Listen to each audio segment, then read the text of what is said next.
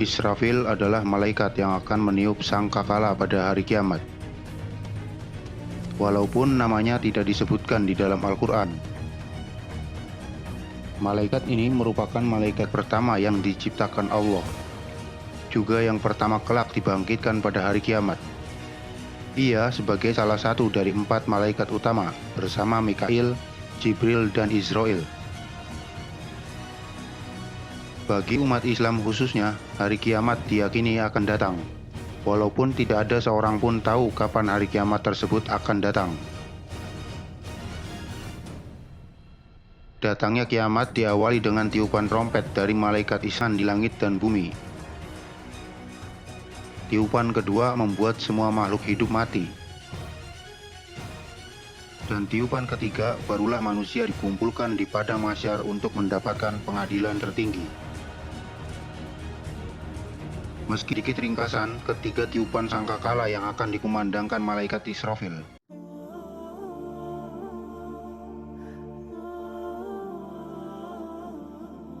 Hal pertama yang mengetuk pendengaran penduduk dunia setelah datangnya tanda-tanda kiamat kubro adalah nafhatul faza, tiupan kekagetan yang mengalir dari tiupan sangkakala.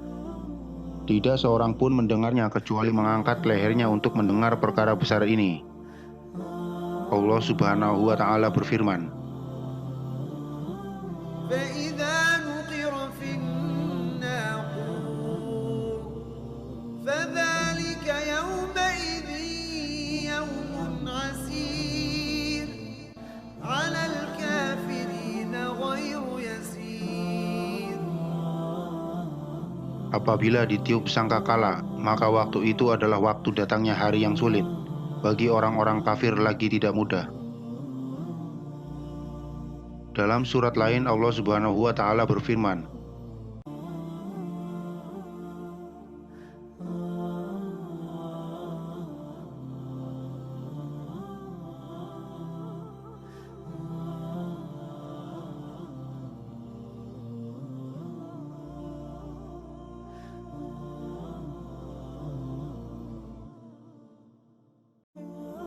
dan ingatlah hari ketika ditiup sangkakala, maka terkejutlah segala yang di langit dan di bumi, kecuali siapa-siapa dikehendaki Allah, dan mereka semua akan datang menghadapnya dengan merendahkan diri.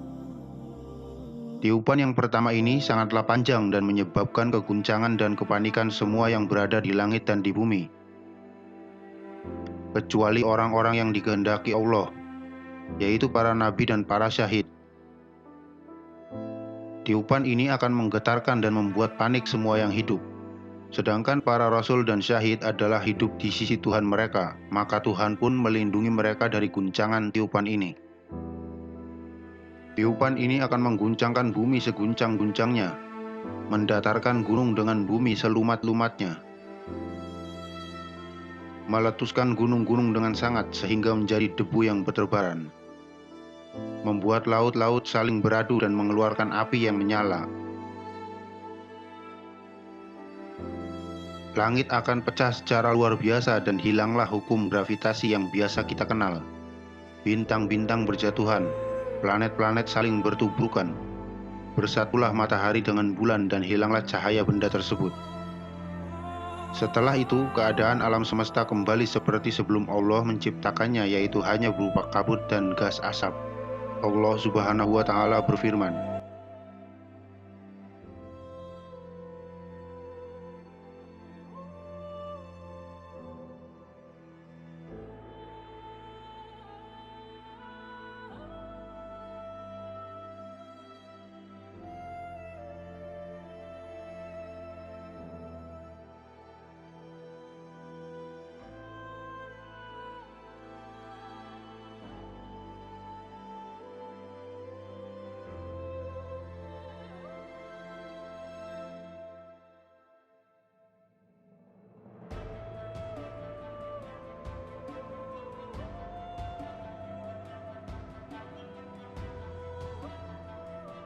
"Hai manusia, bertakwalah kepada Allah.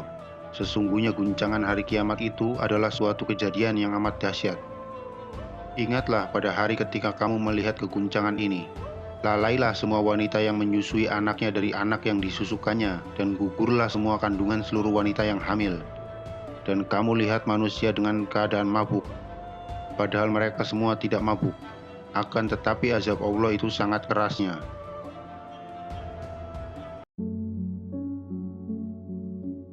Pada tiupan kedua ini, matilah semua makhluk hidup yang berada di langit dan di bumi, termasuk para nabi dan syahid, kecuali mereka-mereka yang dikehendaki oleh Allah, yaitu Jibril, Mikail, Israfil, Israel, dan 4 malaikat pembawa ars. Malaikat para pembawa ars adalah berjumlah 4 malaikat, maka apabila telah berdiri hari kiamat, bergabunglah mereka kepada 4 malaikat yang lain. Allah Subhanahu wa Ta'ala berfirman,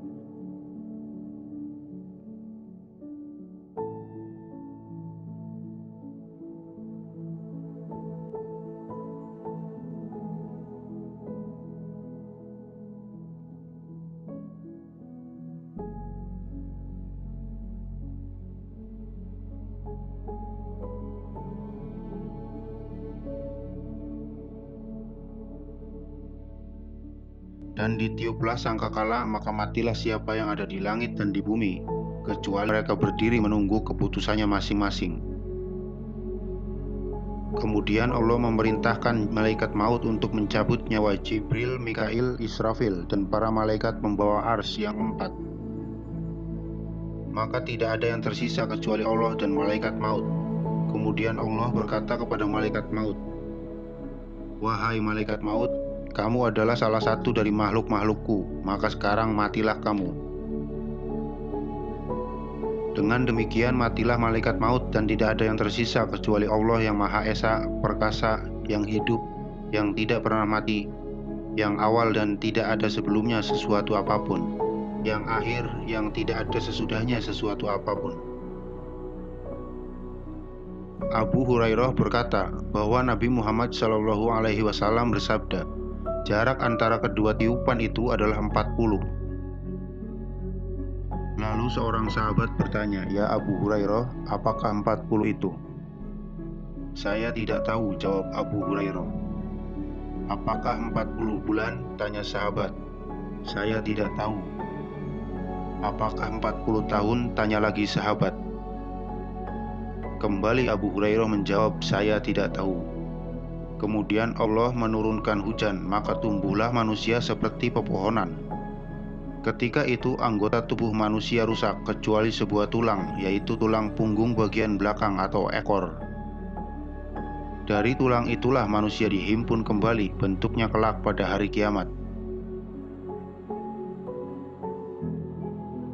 Makhluk yang pertama dihidupkan Allah Subhanahu wa Ta'ala adalah malaikat Israfil, sang peniup sangkakala. Kemudian Allah Subhanahu wa Ta'ala memerintahkan malaikat Israfil meniup trompet kebangkitan. Pada trompet sangkakala terdapat lubang-lubang yang banyak sesuai dengan jumlah roh atau nyawa semua makhluk. Maka Israfil pun meniupnya dan terbanglah semua roh ke jasadnya masing-masing. Arwah kaum mukminin akan terbang dengan memancarkan nur, sedangkan arwah kaum kafir akan menimbulkan kegelapan. Lalu Allah berfirman, "Demi kebesaran dan keperkasaanku, semua roh harus benar-benar kembali kepada jasadnya yang dulunya ia huni di dunia." Dengan demikian bersemayamlah setiap roh di jasadnya, dan setiapnya akan bangun dari kuburnya masing-masing. Sedangkan kepalanya masih bergelimang tanah, dan berkatalah orang-orang kafir. Sangkakala ditiup sekali lagi, serta-merta seluruh manusia bangkit berdiri dalam keadaan menunggu. Lalu terdengar suara, "Wahai manusia, kemarilah kalian menghadap Rob kalian." Kumpulkanlah mereka semua di tempat pemberhentian untuk memberikan pertanggungjawaban. Hadis riwayat Muslim. Abu Sa'id radhiyallahu an mengungkapkan, Nabi Muhammad SAW bersabda, "Bagaimana aku dapat merasakan nikmat sebab malaikat pemegang sangkakala sudah memasukkan sangkakala ke mulutnya, dan ia pasti akan langsung meniup sangkakala itu jika telah mendengar perintah untuk meniupnya."